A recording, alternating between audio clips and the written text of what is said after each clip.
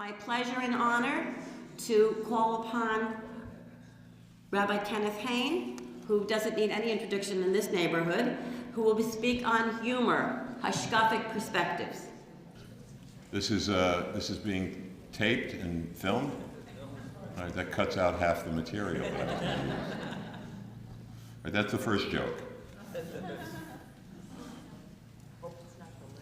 Hopefully. Good afternoon, welcome. You know, I read the other day in a, I don't know what it was, I think it was online, a slate which said, never accept an appointment unless you would accept it for the next day. So when they called me about 4 months ago and they said, would you like to give a talk on humor and related matters? When is it? June 2nd. I said, yeah, sure, fine.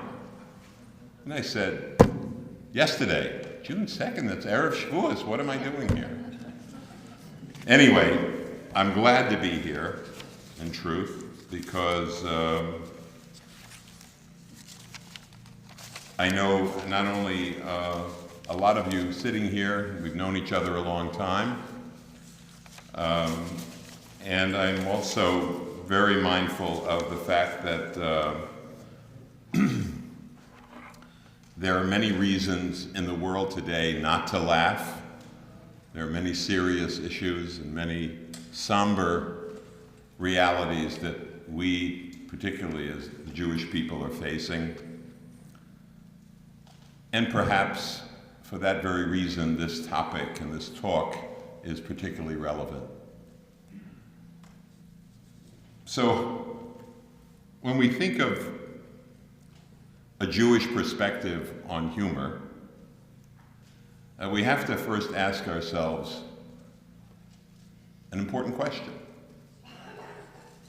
Is a Jew allowed to engage in humor? That's one good answer. Why not? Where in our tradition do we see that it's permissible to respond humorously? Purim? That's good. It's Erev Shavuos, though. What are we doing here? Good question. Any other response? Where in our tradition is humor or a humorous response a legitimate one? Sarah, when she heard she was going to have a baby, she laughed. And was criticized. Which also brings another not so humorous fact into our thoughts. Namely, when Avraham heard that he was going to have a baby, what was his reaction? He laughed. And he wasn't criticized for it. Whoa. Why is that? So Rashi says, because when he heard the news, he was misameach. He was joyous. So when he heard it, he laughed. When she heard it, she also laughed. So you see already there are two different kinds of laughs. There's a joyous laugh. There's perhaps, at least according to Chazal, a mocking laugh. So perhaps, though, we have a little bit of a response that laughing is okay. Where else do we see, following that idea, that laughing, joking, humor is a part of Jewish tradition? Well, let's stick with Abraham and Sarah first. What did they name that boy? Yitzchak. Yitzchak, the first Jewish boy ever to walk on this earth, was named for the fact that he will laugh. That's our hope for him. That's our dream, that we will have a son who will laugh.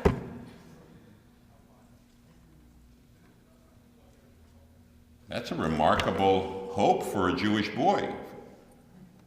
Obviously, Abraham and Sarah did not realize that he should be going to medical school or becoming a hedge fund or something.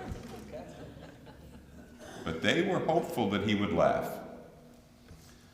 And so this is the beginning of the sort of Jewish, I would call it romance with laughter, which is carried down into our current state of the Jewish people.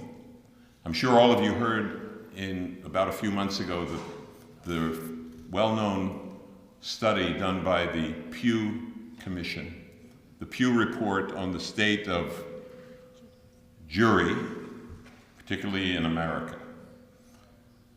And they particularly asked, what are the qualities that make up being a Jew? So, what essential element do you regard as necessary to be a Jew today?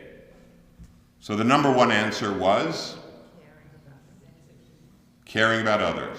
That was not number one. Anybody know what number one was?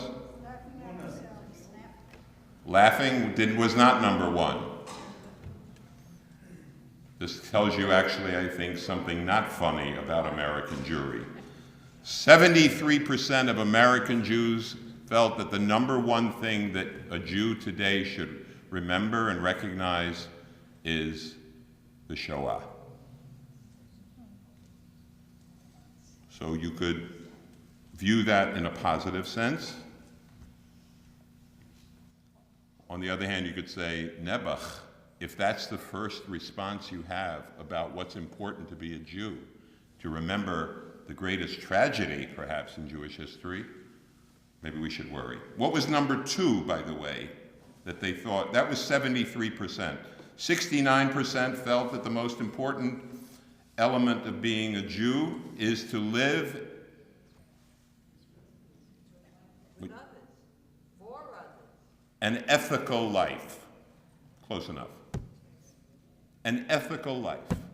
That you should live a life that is responsible to others, to live a life where you treat others properly. Number three, 56% said most important part of being a Jew is to exhibit justice and equality towards others.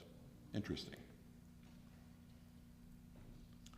49% said the most important element of being a Jew is to be intellectually curious. Obviously, you're all in that 49%. You showed up today. Now we get to number 5. 43% said that the most important element of being a Jew is to have a sense of humor. Gets a prize. Is there, oh, you got one already. Sorry. Okay. You won't have to come up here and play act or anything with me. Don't worry.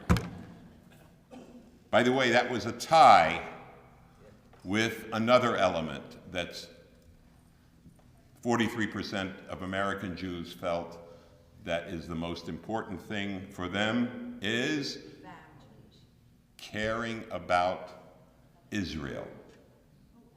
Education is not up there. Yeah. They took a lot of this survey was done in Florida, so they forgot about the family already. Is there anybody on the survey that said following Jewish law? Way down. Way down. Absolutely. But what's interesting is when you think about it, just for a moment, that of all the things, and there are many, many more things listed down as you go down, 30%, 25%, 20%, a whole host of other issues, including education and so forth, that having a sense of humor, Jews regard as essential, 43% regard that as essential to being Jewish. That's what some people might call a bittere Gelächter. Can I translate that? Bitter laughter. Bitter laughter. Okay, yeah, that's it. It's the moror in the charosis. So, given that fact, And given the fact that obviously there's a lot more that we could talk about in that survey, which is not the topic for today, but recognizing that being a part of the Jewish tradition seems to be, for many, engaged in humor. Is that really so bad? Is that really something that is a part of Jewish tradition? And that while it may not be as significant for many of us sitting here as keeping Shabbos or keeping Kashrus or celebrating Shavuos or learning Torah or davening and so forth, in terms of our internal lives, what role does humor play for Jews? What positive role does humor play for Jews? So that you have to talk to Dr. Goldberg about, releasing tension. I agree with you. Even if you go sometimes for Shiva visits, even saddest time, and Right. sometimes people will Laugh. Absolutely. People will go, sometimes you'll find at a Shiva visit, sometimes something is said and people laugh. And there's that awkward moment of, do you laugh with them? But that's certainly a psychological value. I'm talking about, let's say, from a Jewish, more ideological perspective. How do we view humor?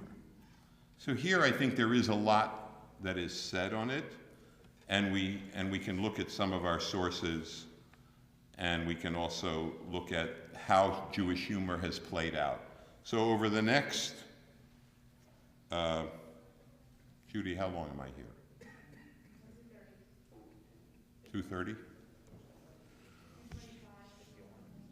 Yeah, I don't think anybody should do stand-up for that long.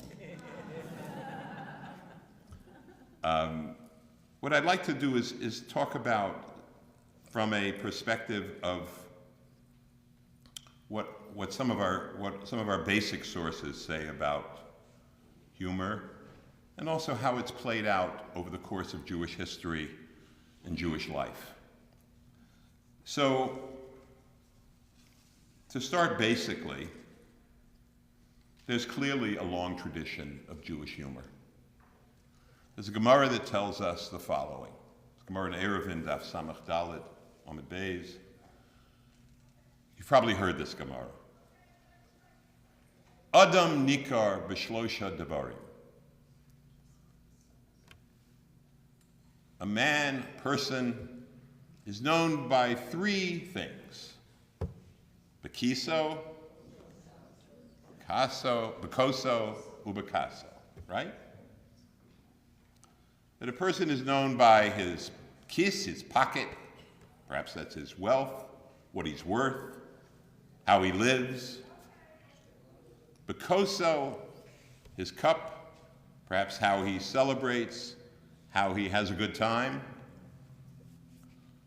Ubekaso, and how he gets angry, or perhaps what he gets angry about. By the way, there's a beautiful idea from a Maggid, which you'll forgive me because besides being a Jewish humorist, I also am a rabbi, who says that these three, kiso, koso, and kaso, your pocket, your cup, and your anger, actually refer to, anybody know? 3 times of the year. Kiso is Chag HaShavuos, Chag HaSukkos, that's when we gather in to our pockets all of our possessions, our harvest. Bekoso, that's an easy one. What's that? Pesach, that's when we celebrate our freedom, we raise our glasses. Dalet Kosos. And what is Kaso? What we really care about, what we really are passionate about, what we can get angry about, which is Shavuos, namely our Torah. Or perhaps to put it a better way, what we really will fight for, which is our Torah. But the Gemara has one more item. and says, V'omri lei, there's another item. According to some, a person is recognized by one more quality besides kiso, koso, and kaso. Schoko, his laughter. What makes him laugh? Rabbis don't usually talk about that one. But there's a yesh omrim there. What does that mean? I think there's even more than a yesh omrim. There's a ma'aseh b'Torah that speaks about someone who was concerned who was going to be with him in Olam Haba. And Rabbi took him into the shuk and said, I'll show you who's going to be next to you. Come with me. And there was a Levi going through the shuk. Right. Not everyone was happy at all about that, right? Right. But there was one person, not a rabbi, not a Talmud Chacham, a Pasha Yid, and what was he doing? Laugh. He was gesturing. Right. A badchen. Right. So good. So we see that Chazal recognize inherent in being human is to also laugh. Actually, Chazal didn't make this up. Shlomo HaMelech said it. Eis livkos, there's a time to cry. The eis, there's a time to laugh. Jews tend to be human, hopefully. And therefore we also laugh. And we have every right to laugh. Yes, let's make the point now. There is a concern about humor. There's a danger to humor. What's the danger? You can hurt someone. You can hurt someone. Humor can reach a point of mockery. What would you call humor that is mocking? What's the Jewish term for it? Okay, machoizik, that's good. But the more biblical term, at least, is b'moshav leitzim. Leitzonus is a mockery. And that's, where do we find that moshav leitzim term? Where is that found in Tanakh? In the first perek of Tehillim. So there is a danger. We know there's a danger, and in fact, the concern for that danger is talked about by many with great worry, and we often use that to caution people to refrain from laughter or excessive lightheartedness. I would say some traditions in, let's say, the Litvische Jewish tradition take this a little bit, perhaps even to an extreme, of being very sort of somber and serious, even a chassan at his own wedding who walks as if he's about to go to the gallows, you know.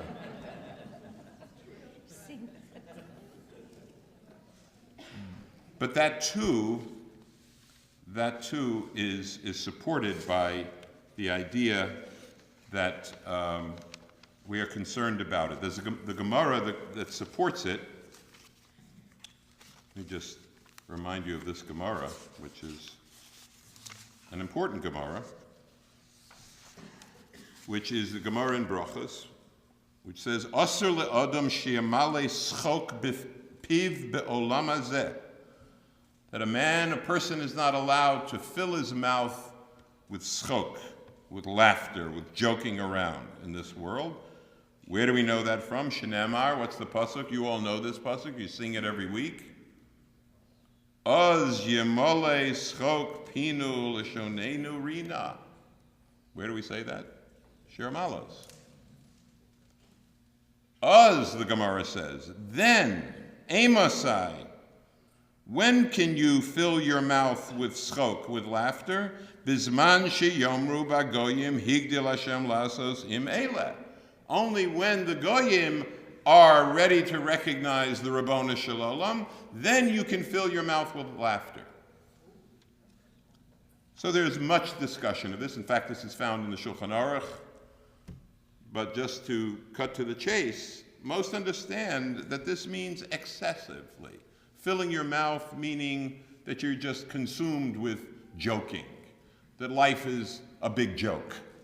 Then you cannot do that until the world is a better place, until presumably Mashiach comes and we're living in a time when we don't have other concerns.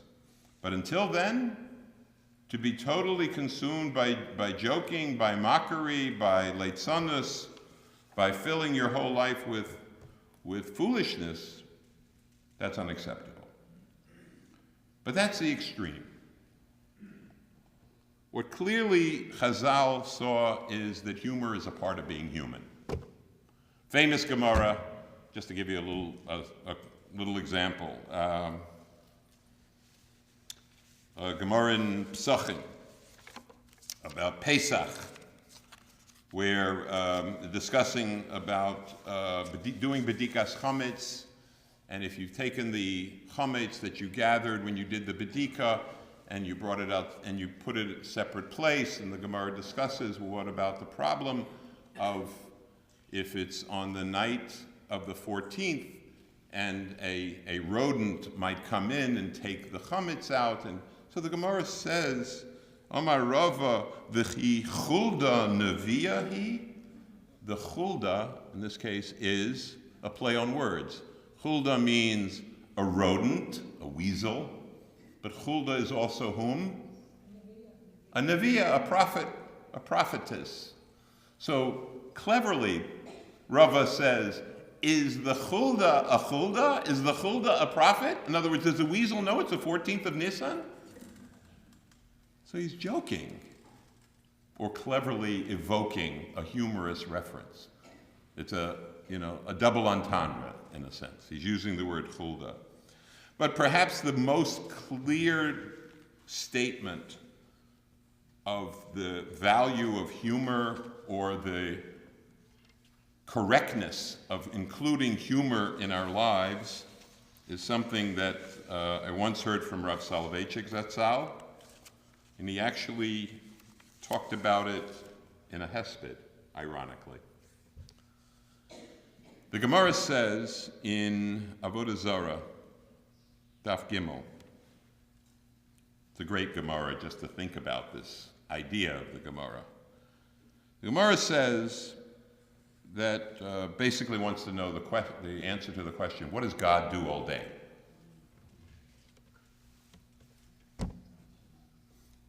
Doesn't go to lectures. What does he do? So the Gemara says, basically, the day is comprised of 12 hours. He obviously needs to sleep. Shlosha harishonos, during the first 3 hours, HaKadosh Baruch Hu yoshev v'osek b'Torah. HaKadosh Baruch Hu learns his Torah. You'd think he would know it, but even he needs to learn Torah. Shnios, the second 3 hours, yoshev v'don al kol ha'olam kulo. The second 3 hours, he sits and judges the whole world. Takes about 3 hours. Kivan sheroeh shenischayev olam kloya. Once he sees, after judging it for 3 hours, that it deserves to be annihilated, that it's such a terrible place, omed mikisei hadin v'yoshev al kisei rachamim. He moves his seat. Instead of sitting as a judge, meaning according to the actual letter of the law, he moves to his comfortable seat, where it's a seat of rachamim, of compassion, of mercy. Shlishios, during the third period of the day, Yoshev v'zon es kol ha'olam kulo. The third part of the day, he sits and he provides nourishment for the whole world.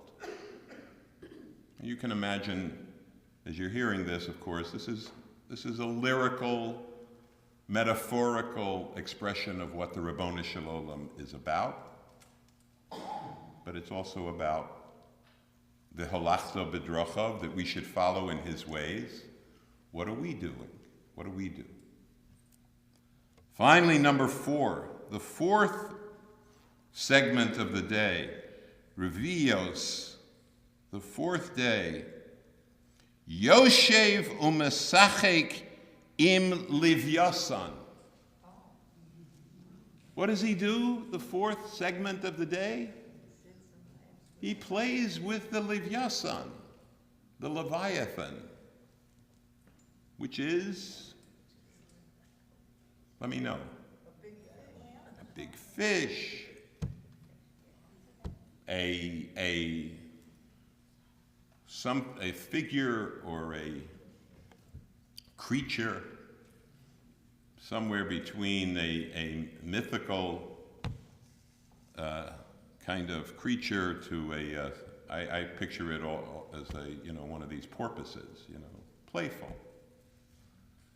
Meaning, he thinks and he says, he sits, Shenemar livyasan zeh yotzarto l'sachek. You created this livyasan l'sachek, to play with, to have fun. Rav Soloveitchik said this is a picture of a human being, that we are created in the image of God, that we need to do all of these things clearly, that man has an obligation to engage in Torah, engage in helping others, engage in judging what is the correct thing to do, and also an obligation to enjoy the world, to laugh. So Jews, of course, as we know very well, have perhaps been most machmir on this fourth segment of the Gemara.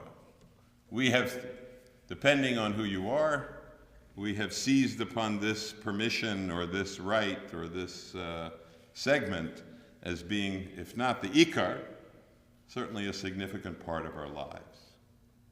And so, clearly, there is an opening, the Rav suggested, for recognizing that it's okay to play ball, to go swimming, to have fun. And I think it's an important statement. Now, and I think that's more than a heter, in a sense. That's saying actually something that Chazal are encouraging us to engage in the world, not just on an esoteric level, not just on an intellectual level, not just on a sense of mission of what we should be doing, but also on a human level. That we have a right, la'olam yehei adam, we have a right to be human. And humans laugh, and humans cry, and humans enjoy, and humans feel, and are also able to even find in this world moments of great joy and laughter. What else does humor do for a Jew? And why is it that the Jewish people have seemingly become experts in humor? They did a study of stand-up comedians in entertainment, and I don't know which year this was, it was a few years ago. 80% of the stand-up comedians in America were Jewish. And that's not even counting the rabbis. It's just people who declared themselves stand-up comedians. What accounts for the Jews being so drawn to humor? What do you think? Yes?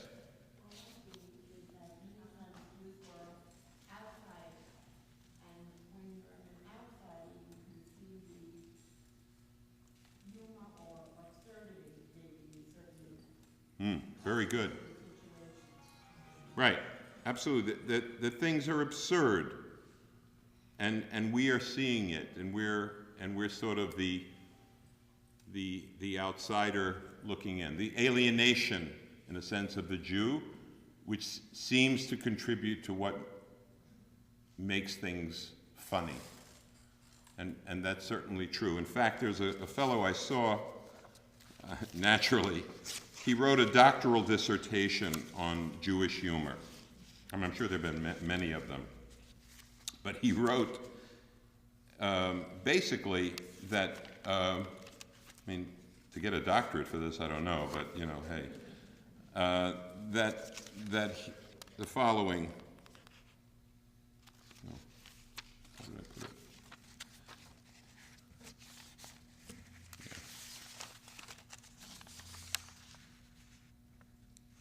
Yeah, he basically said the following, and this is, I think, a very accurate statement, that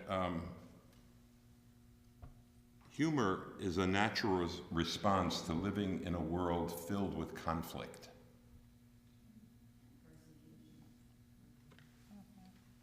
Who else, more than the Jew, has lived in a world of conflict and still living in a world of conflict? And so when you are living in that state, the natural response is to respond, apparently, with this sense of humor, of making fun, the shtach, the badchan, the outsider, the oddball. That's us. And so Jews became really, it would seem, experts and specialists in it. In a certain sense, it's, you know, the way I would account for Chelm,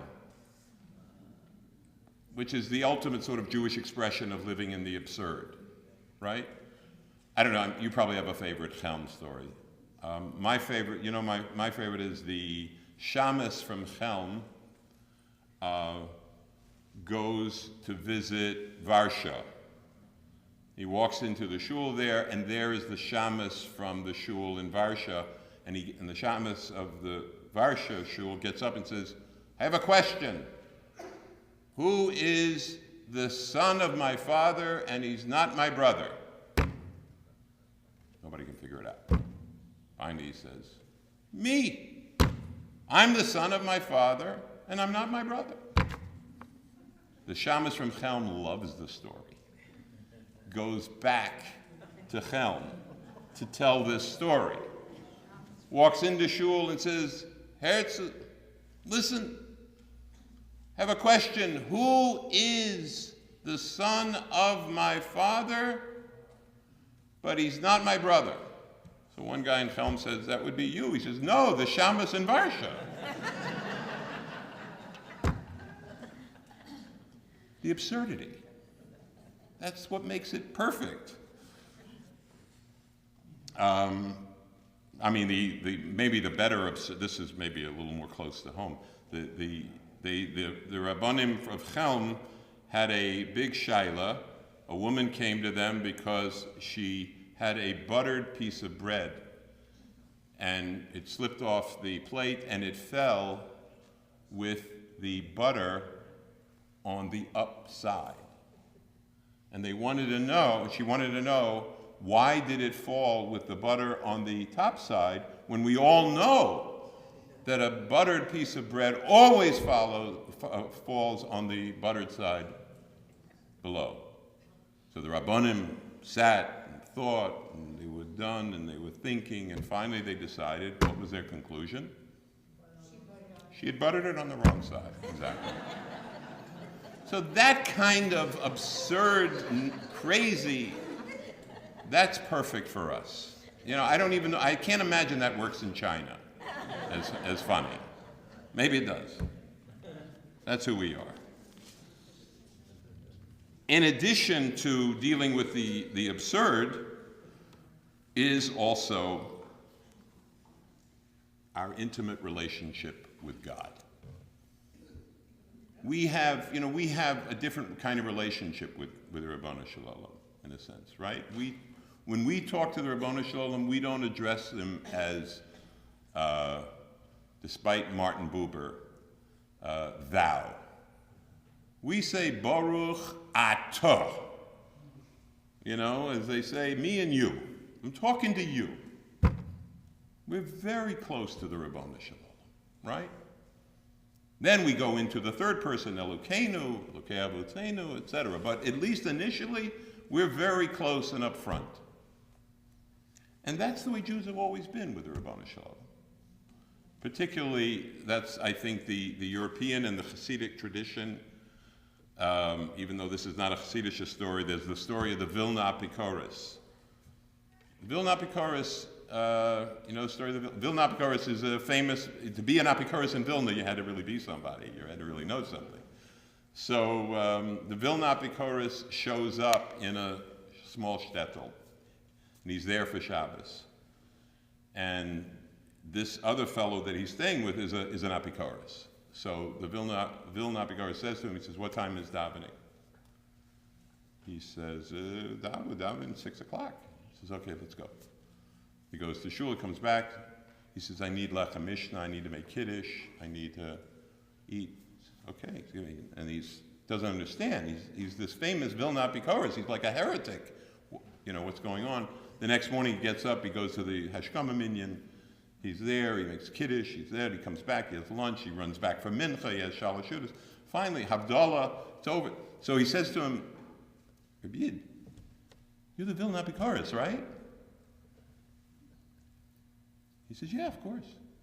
He says, so what are you doing? What are you doing all Shabbos? All you're doing is you're running the shul, you're eating the meals, you're making kiddush, you're benching, you're davening, you're learning.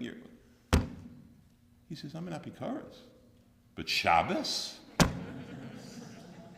Shabbos is Shabbos. That kind of relationship. Who we are, my connection to Shabbos, to the Ribono Shel Olam, that has, in a sense, has nothing to do with the intellect. That's who we are. And you see it also, I think, in our rejection of our reality. In other words, that we're supposedly, as one scholar has written in a very famous work called The Ever-Dying People, that the Jewish people are ever dying, ever about to disappear. But we completely reject that. We never accept that kind of reality. We live, and one of the ways of rejecting that reality, in a sense, is to lachzachos, to laugh at it. Perhaps the best example of that, the fellow who's on his deathbed. Speaking of being, ever dying, there are a lot of jokes about people on their deathbed, by the way. But the one that I like is he's on his deathbed. I hope nobody's offended today. He's on his deathbed, and his son is sitting there. He says, I'm going, but I can smell your mother's brisket. She's cooking your brisket. You know this, Joe? So he says, I know I'm going to go very soon. He says, maybe ask your mother if I could have just a little shtickle of the brisket, So the son goes downstairs. He comes back and says, Ma said no. She's saving it for the Shiva.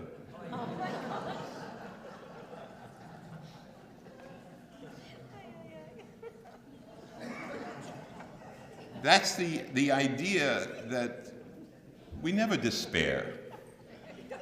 We never despair. We're always ready for there's another possibility, another way of looking things. Perhaps the other way this plays out, and we mentioned earlier about Abraham and Sarah, in a certain sense laughing, if you will, at God, at the Ribono Shel Olam, right? In a certain sense. One of the great themes of Jewish humor is making fun of authority. whether it's the big authority or the smaller authorities, whether it's the government authorities or, of course, the best rabbinical authorities. They are the biggest target of Jewish humor. And we love that, right? We love that. My favorite, one of my favorites, and I have many about making fun of rabbis, is the story of the town Ganef. You know the story of the town Ganef? No. See, that's the good thing. You don't even have to tell the joke. You can just say what it's about, and it's already funny. This is the story of the town Ganef. I love this.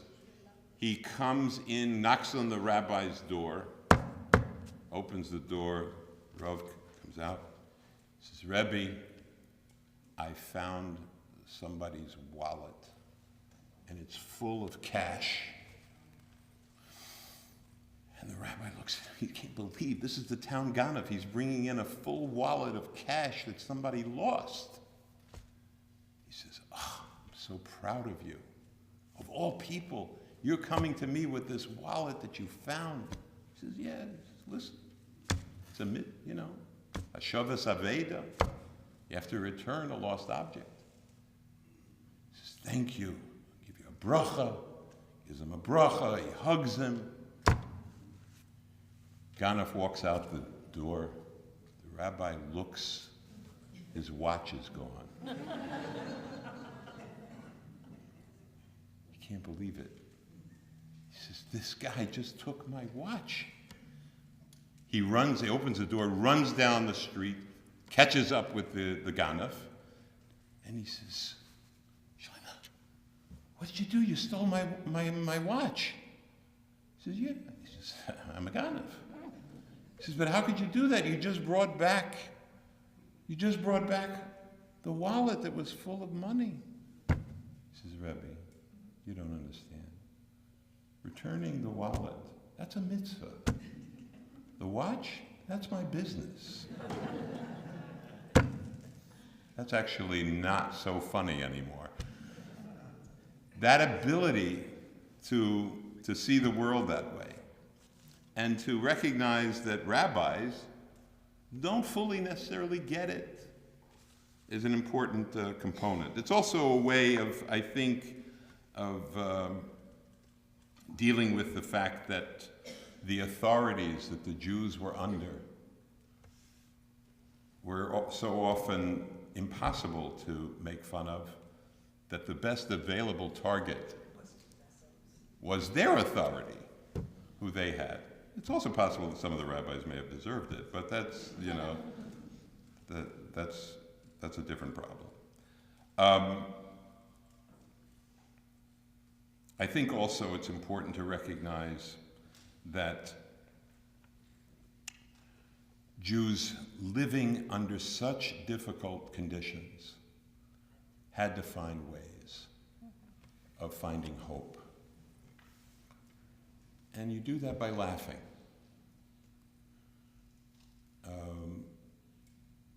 And it's an important way.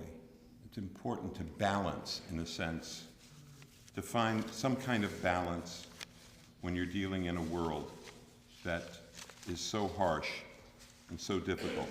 A lot of Jewish humor is us versus them,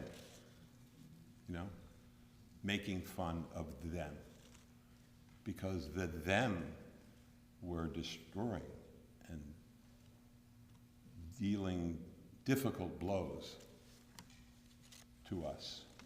And so much of, as was said, we were not just the outsider, we were being crushed. And this was, in a sense, a cry. That's the other, way. This was a kvetch. That reminds me, actually, the person who comes in, his family comes in, and he says, I don't want to be in this hospital. I want to go to another hospital. Said, why? Is it the food? He says, no, the food, I can't kvetch. It's okay. He says, is it the doctors? He says, no, it's fine, I can't kvetch. And is it the nurses? No, it's fine, I can't kvetch about that either. So why do you want to move to a different hospital? He says, because here I can't kvetch. So that was the response to the reality. That we need to kvetch, we need to laugh. But I want to give you what I think is really the ultimate point of Jewish humor. And that is hope for the future. The classic Gemara for this is the end of Makos, when Rabbi Akiva is walking in Yerushalayim. You know that Gemara, you've all heard it. Some of you heard it from me a couple of days ago. Right? And his three fellow rabbis are crying when they see Yerushalayim devastated with a fox running through the rubble. And Rabbi Akiva laughs. And he explains to them why he's laughing. He says, because we've seen the fulfillment now of two prophecies. One, or we see that this will be the fulfillment of two. One is the prediction by Uriah that the fox will go through the rubble. That means the prophecy of Zechariah will be fulfilled, who said that one day there will be old men and old women sitting on the streets of Jerusalem and little children playing in front of them. Rabbi Akiva laughed. Rabbi Akiva saw hope in the future. And they responded, Nichamtonu, Akiva. You've comforted us. Sometimes the ultimate value of a laugh is to give us comfort when the world looks dark and when our future looks bleak. And so it's important not to overstate the value of humor. Recently, Ruth Weiss wrote a book where she criticizes, I think correctly, how so many people see being Jewish as being Jewishly humorous. I think we understand that's not what being Jewish is.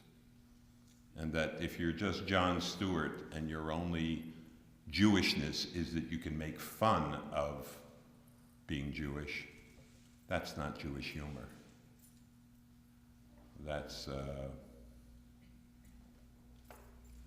sadly probably just Jewish hypocrisy. But we who have hopefully a deep sense of the value and the hope in our future can understand that there is a value in a laugh and a smile. Chazal, according to Rava, often would begin the study of Torah with what they call milei de bedechusa. Milei de bedechusa is a humorous thought, words of humor. Or as we call it in the rabbinate, an opener. And it does open us, I think. I think a laugh can open us. Not just our mouths, but also our hearts. And hopefully, keeping it in balance, we can include that in our daily lives like the Rabboni Shalom Lahavdil does. To Torah, to helping others, to considering and judging what's appropriate, but also a time lischok, a time to enjoy, a time to laugh. Thank you. Chag Sameach.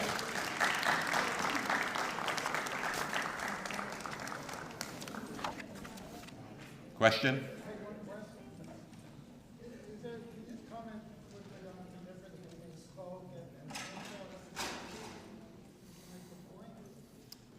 Schok, tzachok, with a tzadi, with a sin, there clearly is a difference. And clearly, as that Rashi points out regarding Sarah and Avraham, where they have the same response, one, he says, is simcha, and one is not. Avraham's response is one of joy, even though It's not clear from the psukim. So I think they're similar, but they're not necessarily the same. They're to some extent, schok has more of a mocking quality, but they're very often used interchangeably. Thank you all. Yes, a question. Okay, I don't want to go over time. There's a commandment or mitzvah to have simcha. Right, Ivdu es Hashem b'simcha, certainly. So simcha. I would think, if you don't laugh, you cry sometimes. Absolutely. So certainly in that sense, Yitzchak is that we're hoping for as Avram is hoping for a future schok, a future laugh, a future simcha. Absolutely. Thank you.